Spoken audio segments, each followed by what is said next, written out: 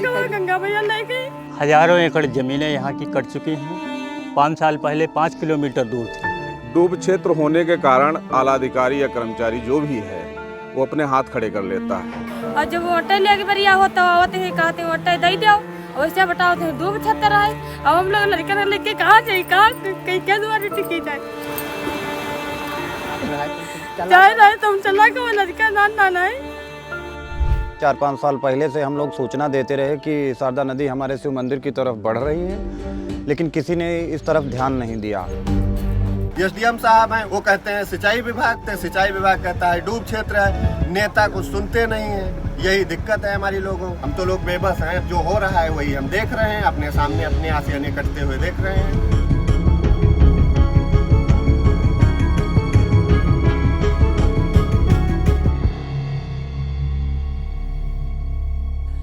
बारिश किसी के लिए सुहाना मौसम लेकर के आती है तो बहुतों के लिए आपदा। बारिश के बाद आई बाढ़ के बाद शारदा नदी उफान पर है और हम इस वक्त जहाँ खड़े हैं ये लखीमपुर खीरी के निघासन तहसील का ग्रंथ नंबर 12 है।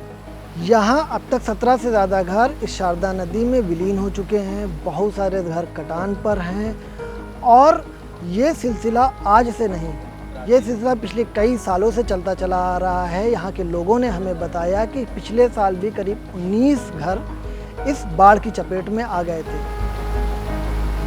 घर मकान कट रहे हैं। पिछले साल करीब 19 मकान कटे हुए थे। इस साल 1 दर्जन से मकान ऊपर कट चुके हैं। दुर्भाग्य का ऐसा गांव है जो कि पहले कभी ये गांव उस साइड में रहता था, जो कि गांव उस साइड में रहा तभी तहसील हमारी निघासन पड़ती थी। अच्छा, ये नदी के उस पार कभी मतलब 1-2 पीढ़ी बीत चुका है। इसके बाद में जब नदी जो है इस साइड में आ गई, इस साइड में जो बंधा आपने देखा 1-1.5 पीढ़ी जो बीत गई है, वो बंधा के करीब पहले नदी वहाँ बहा करती थी। माननीय मुख्यमंत्री के यहाँ भी हमारे बलबीर बाबा मंदिर बचाने के लिए गए। मैं गोरखपुर भी गया था योगी जी से मिलने, लेकिन वहाँ से मुझे भी कोई वो नहीं मिला। नहीं, वहाँ एप्लीकेशन ले ली, उसके बाद फिर वो उन्होंने पता नहीं क्या किया क्या नहीं किया, लेकिन वहाँ से कुछ हुआ नहीं। आप कब गए थे वहाँ? हम गए थे करीब 3 महीने पहले। इधर कई सारे मजरे थे। 4-5 साल पहले से हम लोग सूचना देते रहे कि शारदा नदी हमारे शिव मंदिर की तरफ बढ़ रही है, लेकिन किसी ने इस तरफ ध्यान नहीं दिया। अभी जब बाढ़ आई, कटाव चालू हुआ तो थोड़ा सा कार्य हुआ जिसमें करीब जो भी लागत लगी हो लगा के उन्होंने उल्टा सीधा कार्य किया। हमारा प्राचीन मंदिर इतना बड़ा मंदिर था, कट गया। उसमें अभी यही साहब आए हुए थे, सब लोग आए हुए थे। हमने कहा कि साहब पीछे से 200 मीटर पीछे से अगर परकोपाइन लगा दी जाए तो जो कट रहा है मुश्किल से 20 मीटर नदी दक्षिण को बढ़ी और उसी कारण मंदिर मेरा कट गया। उन्होंने कहा मैं देखो सीधी बात है, मैं 1 इंच इधर उधर नहीं लगवाऊंगा।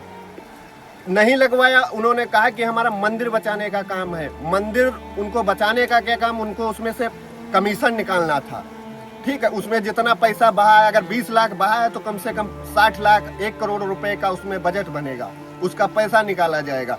अगर वो 20 मीटर अगर बढ़ा के 200 मीटर अगर बढ़ा के परकोपाइन लगा दी गई होती तो ना भी हमारा हो सकता है गांव कटता, ना मंदिर हमारा गिरता। और वो कार्य हमारा पूर्ण रूप से नहीं हो पाया, मंदिर नहीं बच पाया। उसके बाद में गांव में भी कटाव हो रहा है। कोई भी सक्षम अधिकारी, डीएम साहब या एसडीएम साहब या कोई भी ऐसा अधिकारी यहाँ पे नहीं आया जो हम लोगों की सुध ले सके। पिछले साल हम लोगों ने इसी महीने जो है अगस्त या सितंबर के टाइम में धरना सिंघिया के पास में किया था। करीब डूब क्षेत्र के सारे गांव जो भी हैं वहाँ के निवासी रहने वाले हैं, सारे इकट्ठा होकर के करीब 15-20 दिन के लिए वहाँ धरना चल रहा था। एसडीएम साहब भी वहाँ गए, एडीएम साहब भी गए। उन्होंने भी यही कहा, हम लोगों ने अपनी शर्तें रखी कि हमारा गांव बचाया जाए। एडीएम साहब ने कहा चलो ठीक है, जिला अधिकारी महोदय से भी बात करेंगे गांव बचाने के लिए। उस समय जिला अधिकारी महोदय महेंद्र बहादुर सिंह थे। उन्होंने जा कर के वहाँ बीच सभा में बैठ गए। उन्होंने कहा कि मैं वादा करता हूँ कि अंबारी से लगा करके ये पिपरा गोम तक नदी सीधी कराने का कार्य कराएंगे या ठोकरें बनवाने का काम करेंगे, तो ताकि सारी ग्राम सभाएं डूब क्षेत्र से बच सकें। उस समय प्रस्ताव लेने के पहले ये नहीं बताया गया कि आपका क्षेत्र डूब क्षेत्र है। डूब क्षेत्र होने के कारण शासन सारा आला अधिकारी या कर्मचारी जो भी है वो अपने हाथ खड़े कर लेता है, और शासन जो है ऊपर के मुख्यमंत्री या मंत्री उस पर कोई विचार नहीं कर रहे हैं कि जनता यहाँ 1 लाख या 2 लाख भी है रह रही है, उसको देखा जाए।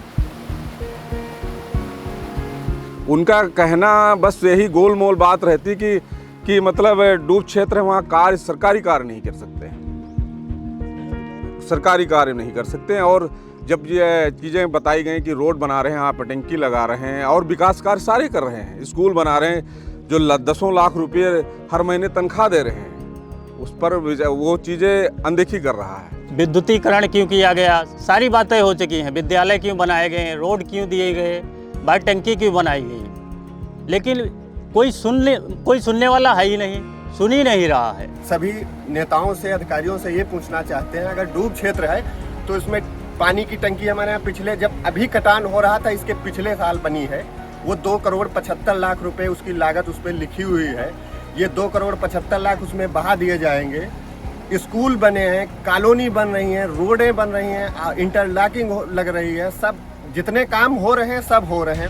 अगर जो डूब क्षेत्र है तो हम लोगों को ज़मीन जगह दी जा सकती है। हमारे बच्चे, किसी के बच्चे शादी करने लायक हैं, कोई पढ़ने वाला बच्चा है, हम लोग बच्चे लेके कहाँ जाएं? हमारी ज़मीनें भी कट चुकी हैं। सरकार ने 2010 करीब में कि इसको डूब क्षेत्र को घोषित करा है।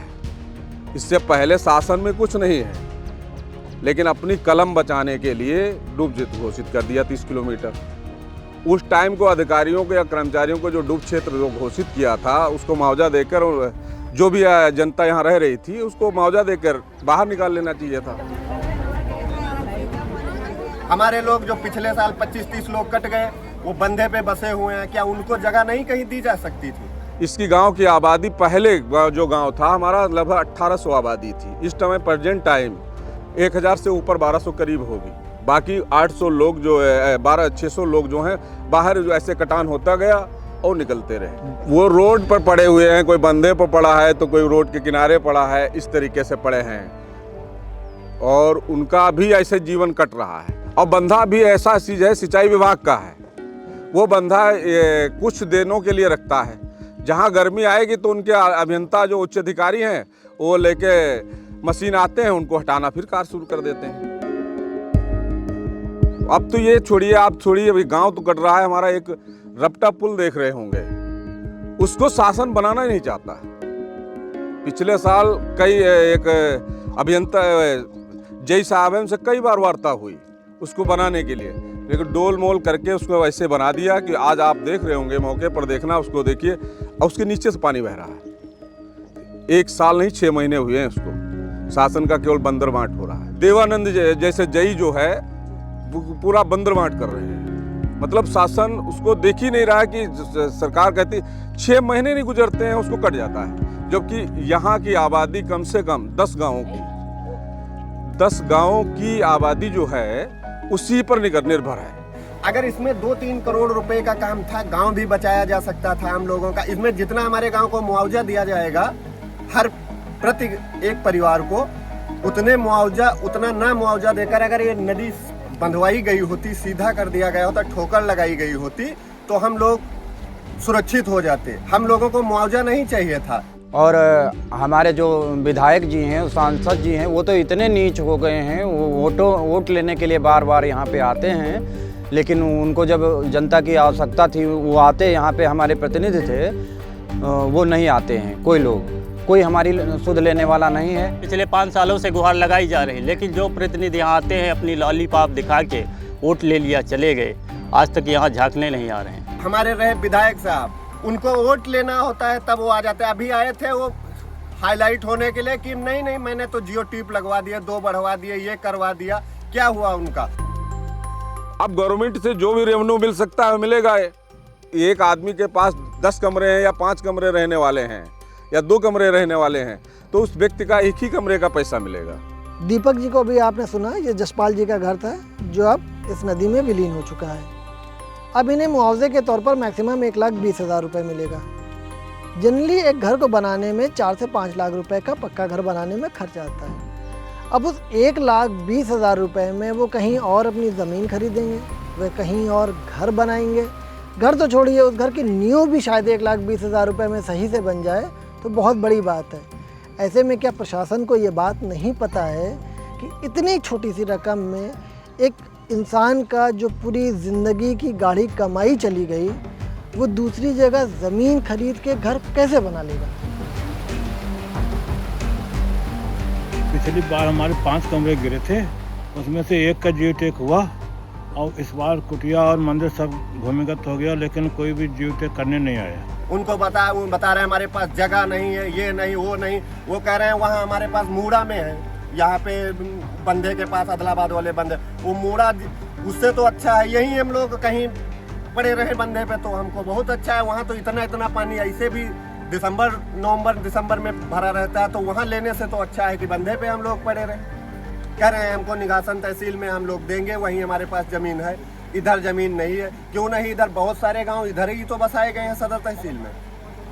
ये होना चाहिए, लेकिन हम नहीं कर रहे हैं तो ठीक, हम लोग कुछ कर तो सकते नहीं हैं। हम देख रहे हैं भाई 1500 एकड़ ज़मीन कृषि भूमि कट चुकी है।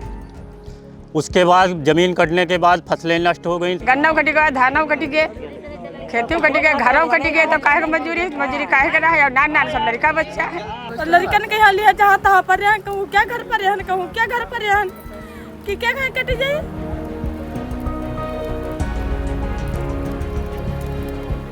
रात भर बैठा कट जाते हैं 2-4-10 दिन से। कभी कत्या खन काटे लागे, कत्या खन भागे के पड़ जाए। सामान सट्टा यहाँ से हुआ रखा, सब जहाँ तहाँ रखा थी घूमा, कहूँ क्या घर रखा, कहूँ क्या घर रखा जाए। सामान सट्टा चला जाती है, बहुत चला गवा है। जो कुछ रहा है न लूल रहा है सब चला गवा है भैया, कुछ निकाल भी ला है। खिड़की उड़की रहा है तो उन्हीं सब हम चली गई, कुछ डर मारे कोई घुसे थे। गांव के कई लोगों से हमने बात करने की कोशिश की। कुछ लोगों ने तो हमसे बात की, लेकिन जितने लोगों ने हमसे बात की उससे कहीं ज़्यादा लोगों ने बात करने से इनकार कर दिया। उसकी वजह उनकी सरकार से नाराज़गी, प्रशासन से नाराज़गी है। उनका कहना है कि आप कितनी भी रिपोर्ट दिखा लीजिए, कितने भी वीडियोस बना लीजिए, हम लोग कितनी कोशिशें कर चुके हैं, बावजूद आज तक न प्रशासन न सरकार के वालों पे जून तक नहीं रेंगी है। हमें सिर्फ आश्वासन मिलता है, लेकिन ज़मीनी हकीकत क्या है वो आप अब तक इस रिपोर्ट में देख चुके हैं।